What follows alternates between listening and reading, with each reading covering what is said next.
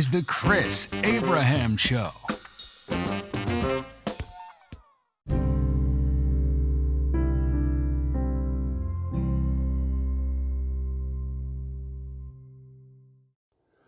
Welcome to Season 4, Episode 16 of The Chris Abraham Show. This show is about a episode of On the Media I heard this morning on NPR, and it had to do with sanctuary cities, and it had to do with the shipping and busing and flying of immigrants and refugees and migrants from border towns to places like Martha's Vineyard, Chicagoland, New York City, D.C., San Francisco, Los Angeles, etc. These are historically called sanctuary cities, and while Martha's Vineyard is not a sanctuary city, it is being clowned for its tendency, like a lot of people in my Arlington and in Maryland as well, of people who have posters on their property that say, "We are a safe place for immigrants and migrants and tired people. Please come upon our shores," etc. So the episode this morning was very interesting, and I will include it in the show notes, and you will have to wait till I come back after this break. I will go into it, but the TLDR, too long didn't read, is no matter how much you rationalize or demonize or vilify DeSantis and Abbott, etc., for their trucking, if you will, undocumented immigrants, even though they are refugees and migrants and immigrants and not quote-unquote illegal aliens, it doesn't matter. You can't rationalize into it. And at the end of the day, illegals is a broad umbrella for anybody who didn't come to America through the very restrictive immigration and nationalization process.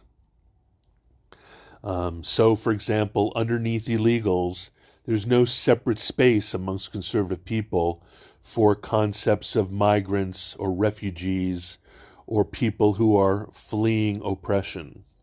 They're all considered illegals. Anybody who, quote-unquote, stormed the border, flooded the border, even people who came here, new waves of people coming here from Cuba and the Caribbean, and etc., are just labeled under illegals. And you can't dispel the fact that people think it's freaking funny. They like it when people who say, you can have everything you can have everything of mine, I am on your side, I'm an ally, are pressed to, instead of crying uncle, yelling NIMBY, not in my backyard, NIMBY, and physically doing things that are protesting too much, and in fact showing that their liberalism, their joie, their love of life, their love of people, their compassion, their largesse is merely belongs on Twitter and Facebook and Instagram posts, on posters on your lawn, and pretty words. And that's the kind of punked that really the left is not ready for. They're not ready to be called upon their desires, if fulfilled, are no longer their desires. And so we'll go into that. See you in a second.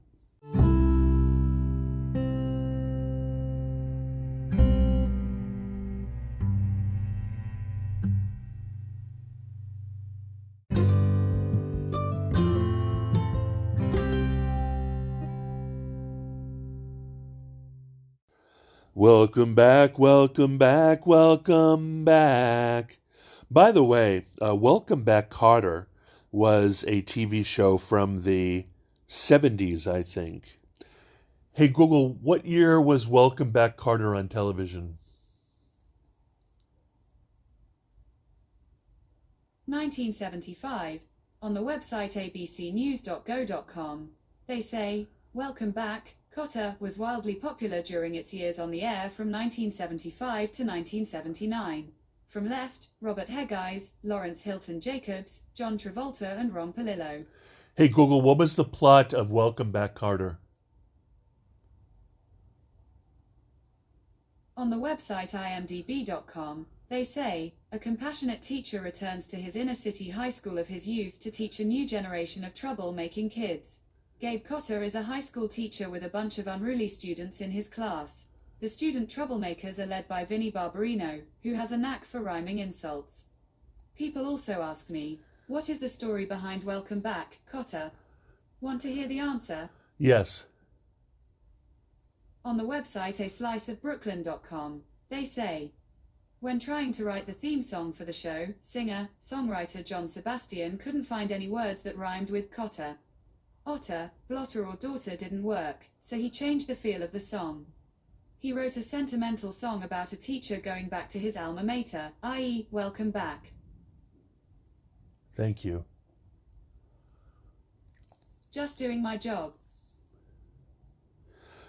So, I was going to say that Welcome Back Kotter is sort of a representation of the mid-70s of what I was brought up to believe. I was born in 1970, and I was brought up in New York until I was 6, and I was made to believe that America is a mixing pot. America is a blended stew. America is a Hey Google, what is the concept of America being a mixing pot? Sorry, I don't know how to help with that. Here are other things you can try. Anyway, I'm using mixing pot is not the right word, but the term, the concept is that we're a giant stew filled with many different flavors and colors and tastes and so forth, and that we are a cohesive stew that is America. So my belief was never about an America being all white. And when I moved to Hawaii when I was 6 in 1976, it wasn't all white. It was mostly brown. And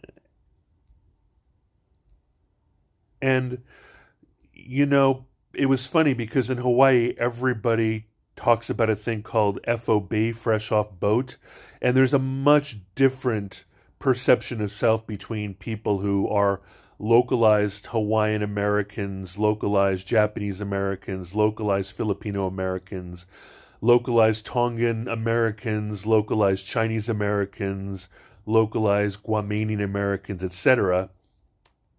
And the, Filipinos and Tongans and Tahitians and Samoans and Guamanians and so forth who immigrate there, and they come right off the bus, right off the boat, and they have nothing in common except physiological racial signals that suggest that they are in fact both Chinese families, Japanese families, Filipino families, Guamanian families, Micronesian families, etc. It's really interesting to see how differently people perceive the immigration, quote, crisis, and how willing. Like the first thing that I thought of when I heard about the crisis that made me go, was when DeSantis and Abbott started busing people to D.C. and to Chicago and to New York. And even though these are, if you will, places that supposedly welcome them,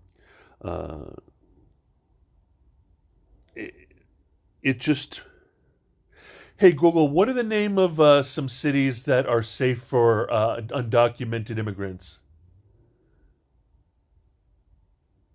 Here's a summary from the website lears.org.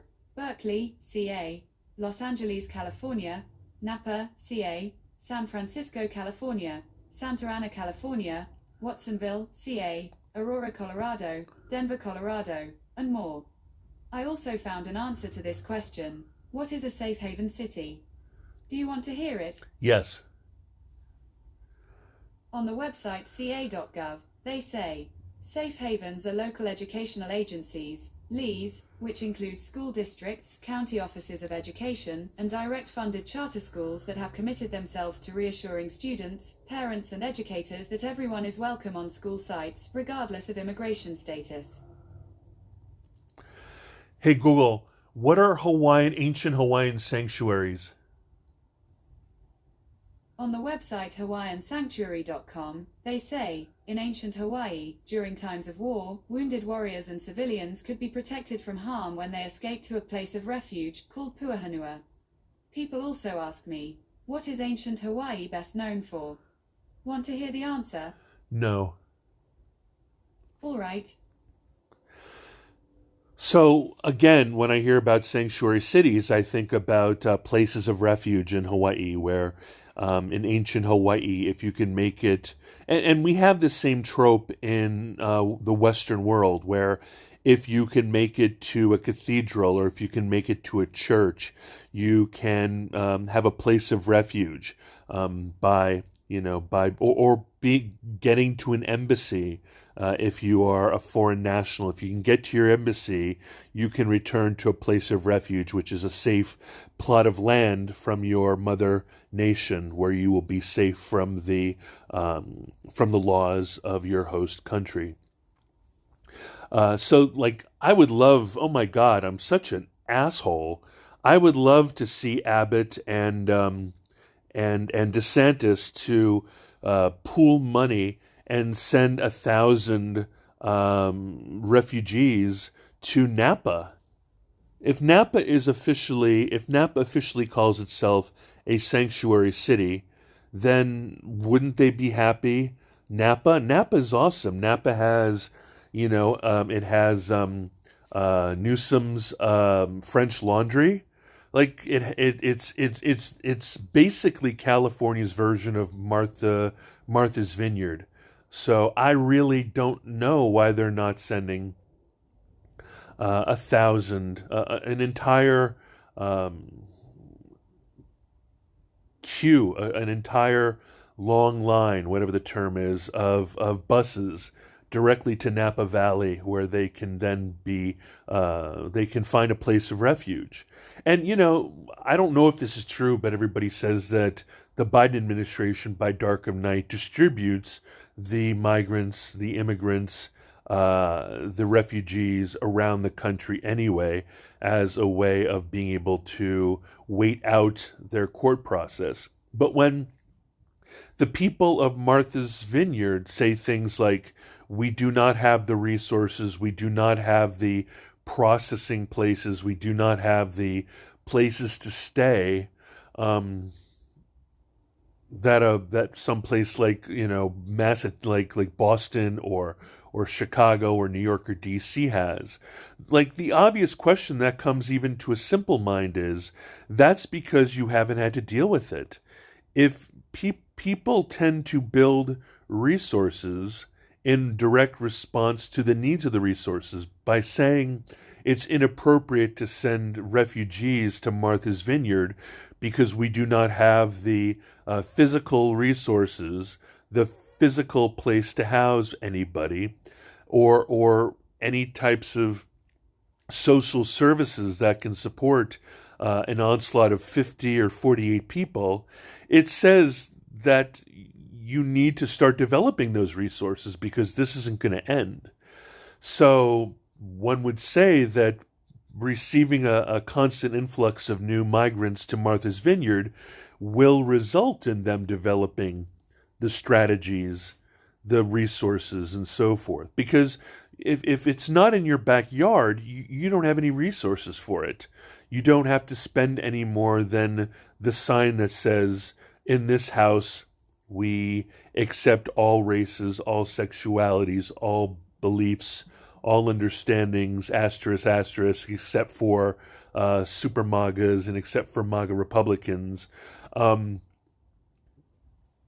This response, like if I were to be one of these places of refuge, one of these sanctuary cities, or one of these rich enclaves, I would completely just pretend that it's no worries. Keep it coming. Like the largesse and you can't just say we have a housing crisis in Martha's Vineyard when you know for a fact that each home has 20 bathrooms and 14 bedrooms, and how every home is completely empty during off season. To say that there's not enough places for 50 people to be when during the height of the season the population blows up to 250,000 people in the summer is completely, not only is it hypocritical, not only is it anything else, but it's bad optics and it's a complete lie. Honestly, here's the bullying 101. If I bully you and you respond radically and completely freak the hell out, then you're a mark. If you punch me in the nose, or if you walk away nonplussed, or if you snark something back at me and shut me down, then I'm not going to come back to you. But if you completely have a pissy fit, urinate yourself, start hyperventilating and cry, there's a pretty good chance that the bully is going to come back to your pastures again. I mean, there's nothing more amusing than clowning someone and having them respond badly to it. So if you have the time to listen to the On the Media segment that I'm going to include in the podcast notes, if you have time, listen to it very carefully. They get into the muck about how unfair it was, how Martha's Vineyard isn't actually a sanctuary city, how it's unfair to throw thousands of migrants after they might have been fooled, might have been bait and switched, there's an entire narrative amongst the right wing where they believe that all of these migrants are funded by George Soros to destabilize the country. All of these migrants are being given cheat cards near the border that even no matter what their intent, they have to say the following 15 words, which is to say, I am a refugee, my country was really mean to me, I would have died, they were going to kill me, I'm leaving for political reasons, please be a sanctuary for me, I have trauma, and Venezuela sucks. And they believe that this is completely being manufactured. The conservatives also believe that this is, in fact, a lot of my army friends believe that this is an opportunity for what they consider to be actual domestic terrorism from foreign terrorist cells through the southern border. Like, there's all kinds of narratives that your artless response doesn't even take into consideration. So when you freak out, when you say it's not fair, when you say the southern border is better set up to handle the refugees, when you say they should remain at the border so that they can go through their judicial process, and so on and so forth, the answer is we don't want them in here at all. We don't want them in their natural judicial process. We don't want them processed at all. We want a wall. We want a closed border. So anything that you say is just proving to the right that they're right all along, that this is an attempt. Whenever you say, you will not replace us, that is a really lame attempt to change the words, which is to say, we believe that you are importing, and this is in quotes, we believe that you're importing all of these migrants in order to make sure that you have guaranteed Democratic voters in red states, etc. That's why the conspiracy about Biden moving people around the country into small rural communities in red states and so forth. One also might easily say that the reason why you're shipping, and this is complete made-up conspiracy theory that I just made up right now, one can say that you're distributing all these migrants around the country, if that's what's happening by the Biden administration. One can say that that distribution is to fill all the kitchens, all the domestic services, all the slave labor, the gardeners, the things that enslaved people do. Right? They do. They work the fields. They wait on. Their wait staff. They're cleaners. They're fry cooks. They're short order cooks. They're people in the background. They're garbage men. They clean up streets, et cetera, et cetera, et cetera. Like if migrants are being used and then leveraged for their lack of documentation, and then send into rural areas to work poultry farms, to work strawberry farms, to work grape farms, to work fruit tree farms, etc. Then that's a terrible thing.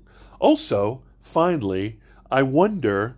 I was just thinking about Cubanos and the extremely socially and fiscally conservative Cubanos who are from Habana, who were boat people in the 70s and 80s. And hey, Google, when were there boat people from Cuba? I don't know, but I found these results on search.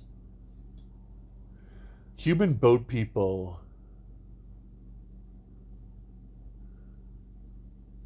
According to Wikipedia, the Mariel boat lift, Spanish, Éxodo del Mariel, was a mass emigration of Cubans who traveled from Cuba's Mariel harbor to the United States between the 15th of April and the 31st of October 1980.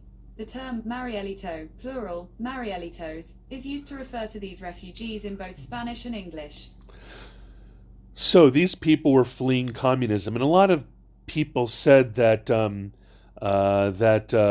the Cuban communists, Castro, et al. At the time, were emptying political prisons and criminal prisons, and then sending these people away in boats. And now, that's always what they say, right? They say that that's what's happening in Central and South America, and that all we're getting is people who do not fit well into the communities, and then are being shunned and threatened to leave and end up on our shores. I don't believe that. I mean, my entire community is Salvadorians, and I'm on Duolingo all the time because I desperately want to be able to speak better Spanish with them. I adore them.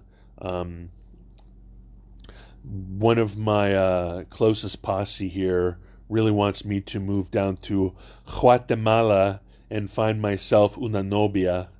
And we'll see about that. It doesn't sound bad, but I need una novia like I need a fish needs a bicycle. So I'm into it. Come on. I don't care. I mean, it could be 90% Latino in North America, and I'm cool with that. That just means that the Spanish imperialism won over British imperialism. But still imperialism. If you think about it, most of the people who come up from Central and South America were the result of people of the, Spanish imperialism. And so, hell, it's just imperialism. If you've ever thought that Central and South America, including Mexico, weren't imperialist nations, you need to go and find yourself some rich Mexicanos or some rich Argentinas or rich Peruvians and so forth, and you'll see blonde hair, blue eyes, money, todos gringos, and you'll realize that the aristocracy of all of your home of poor, impoverished, brown Latinx people are in fact blonde-haired, blue-eyed people who are the descendants of the El Conquistadors, and but that's neither here nor there. I completely derailed myself with my crazy rant. I don't mind. I just think that it's really important when trying to see how optics affect everything, and to see how protesting to if you ever watched any episodes of Family Guy or Simpsons or any of the other cartoons, hey Google, what was the adult cartoon about the family in Texas? I don't know, but I found these results on search. Thank you. What was King of the Hill about? King of the Hill is an American sitcom that aired from 1997 to 2010 and starred Mike Judge, Johnny Hardwick, and Pamela Adlon. Hey Google, what is the plot of King of the Hill? On the website imdb.com, they say, Hank Hill, a propane gas salesman in the fictional town of Arlen, Texas, is often besieged by the idiosyncrasies of society, but finds some serenity in his home life with his wife, substitute Spanish teacher Peggy, his awkward son Bobby, and his live-in niece-in-law Luann Platter. People also sometimes ask me, does King of the Hill have an ending? Do you want to hear the answer? No. Okay then. So my point is, in any teen comedy or any 80s comedy or any 90s comedy, any kind of comedy, when the bully is responded to by the National Merit Scholar, no matter how vigorous and rigorous, and no matter how much of a kill shot the academic and intellectual counterpoint is to the bullying, the only response that the bully has to do is, nerd! All you have to do is call someone who argues too much and is too defensive and whose face turns bright red and who's flapped and completely freaked out. All you got to do is call them a wuss, and they're completely crumpled. And most of the United States right now is responding to what is very objectively funny as hell, which is, Abbott and DeSantis pawning and dunking on places that are like, we need National Guard. Please take these 50 people and bring them to the military base. We don't have resources for this, even though we're a wealthy enclave where Obama has a house, a huge house. We're the victims here. By the way, we're going to sue you for doing this because you were taking advantage of poor victim, traumatized Latin American refugees and immigrants who, by the way, had to walk from Venezuela, right? Had to walk from Nicaragua, and that's like completely through Mexico. And, And I know that you can't, I don't think you can, you can't walk from Colombia. I know for a fact that there's a gap between South America and Central America. But let's just go with that narrative. And I do realize that most people who live here illegally are people who overstay their visas. But nobody ever seems to care about them. I mean, half my Uber drivers reveal that they overstayed their welcome here because they overstayed their visa. That doesn't seem to bother anybody.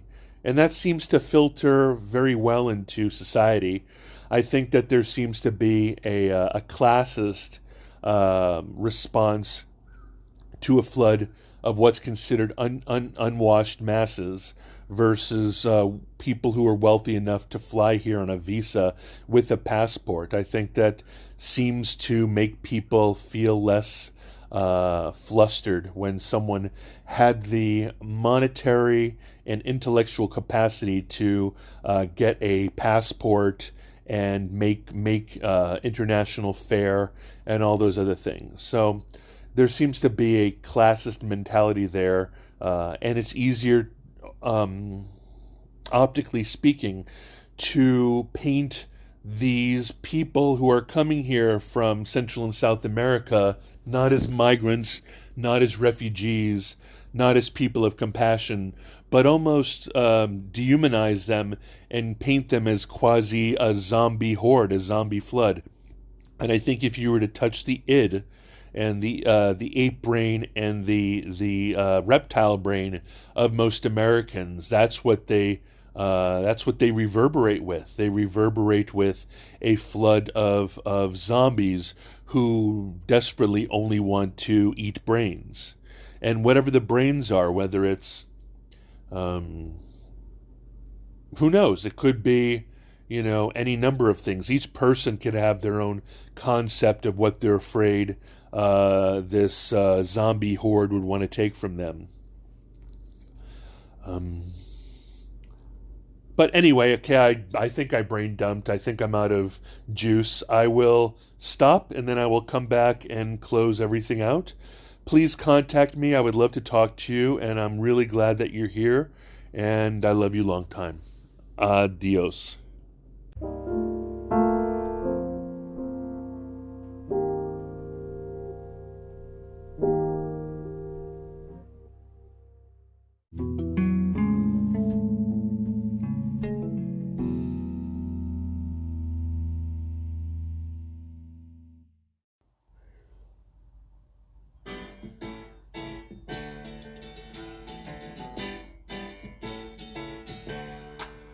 Welcome back. Your dreams were your ticket out. Welcome back to that same old place that you laughed about. Well, the names have all changed since you hung around, but those dreams have remained and they've turned around. Who'd have thought they'd lead you?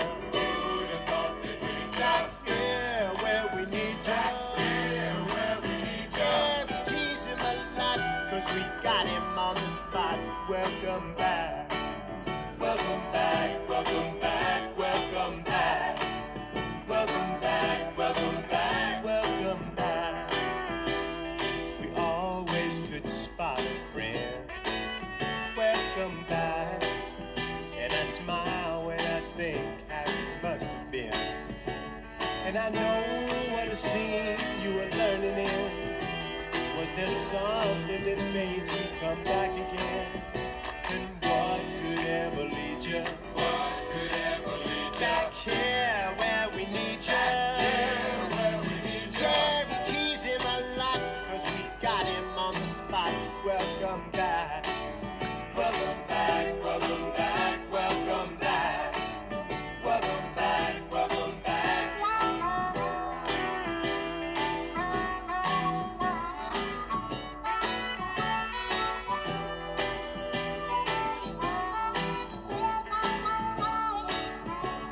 And I know what a scene you were learning in. Was there something that made you come back again?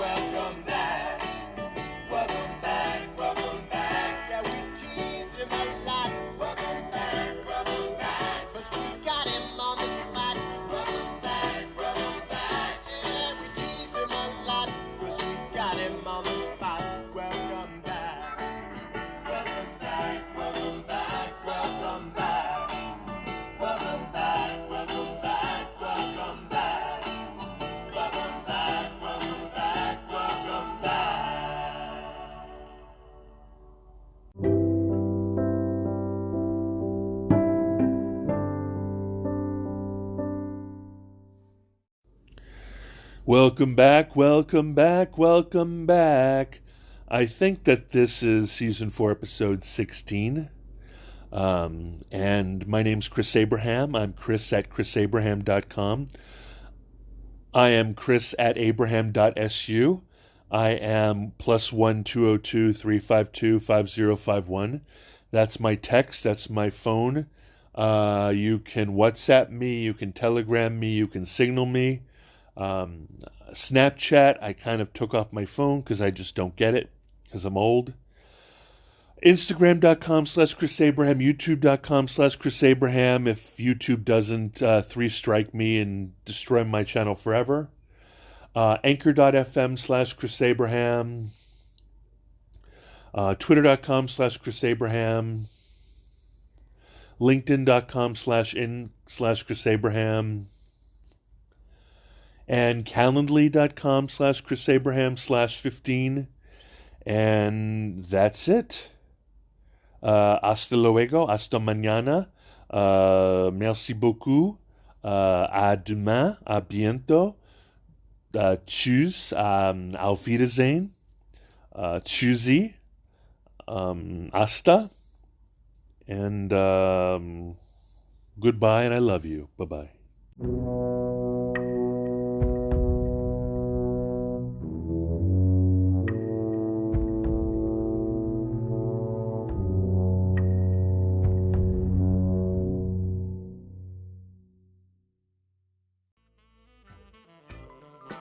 Thank you for listening to The Chris Abraham Show. Make sure you subscribe so you don't miss any future episodes. Until next time.